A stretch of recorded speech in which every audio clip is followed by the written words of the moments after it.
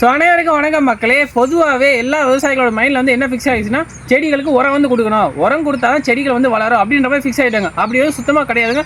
நம்மளோட தமிழர்கள் பண்டைய காலத்தில் வந்து பார்த்தீங்கன்னா வள்ளுவர் வந்து குறிப்பாக ஒரு குறிப்பு சொல்லியிருக்காரு. என்ன உரம் எனப்படுவது உள்ள வெறுக்கை அப்படின்னு. உரம் என்பது பயிருக்குள்ளே அதுவாகவே உருவாகணும். நாம் சுற்றி இருக்க சூழலை கரெக்டாக பார்த்துக்கிட்டு பயிருக்குள்ளே அதுவாகவே உருவாகணும். அது மட்டும் தான் நம்மளால் பண்ண முடியும். இது தெரியாமல் நிறைய பேர் உரத்தை வாங்கி கொட்டுறது மூலமாக எதுவுமே நடக்காதுங்க. பயிர் மண்வளம் எல்லாமே வந்து கேடுவோம். அப்போ நம்ம என்ன பண்ணணும், எரு வந்து கொடுக்கணுங்க. மண்ணுக்கு எரு வந்து நீங்கள் வந்து அதிகமாக கொடுக்கணும். அப்படி கொடுக்கறது மூலமாக என்ன வந்து நடக்கும் அப்படின்னா, மண்ணில் இருக்க நுண்ணுயிர்களும் மண்புழுவும் அதை வந்து சாப்பிட்டுட்டு அதோட கழிவு தான் பார்த்தீங்கன்னா பிளான்ட்ஸ் வந்து எடுத்துக்கும். அதில் இருக்கிறது தான் பார்த்தீங்கன்னா நைட்ரோஜன், மெக்னீசியம், பாஸ்பரஸ், அந்த கழிவுல இருந்து பிளான்ட்டுக்கு தேவையான சத்துக்கள் வந்து பிளான்ட் அதை வந்து எடுத்துக்கிட்டு நல்லாவே வளருங்க. இப்போ நீங்கள் உரம் போகிறதுனால நுண்ணுயிர்கள், மண்புழு அதெல்லாம் பார்த்தீங்கன்னா அந்த மண்ணை விட்டு போயிடும். அப்போ தான் பார்த்தீங்கன்னா பயிரோட மகசூல் வந்து கம்மியாகும். இது தெரியாமல் நீங்கள் வந்து நிறைய வந்து உரம் கொட்டினா பயிர் வந்து நல்லா வருது அப்படின்னு சொல்லி நினைக்காதுங்க.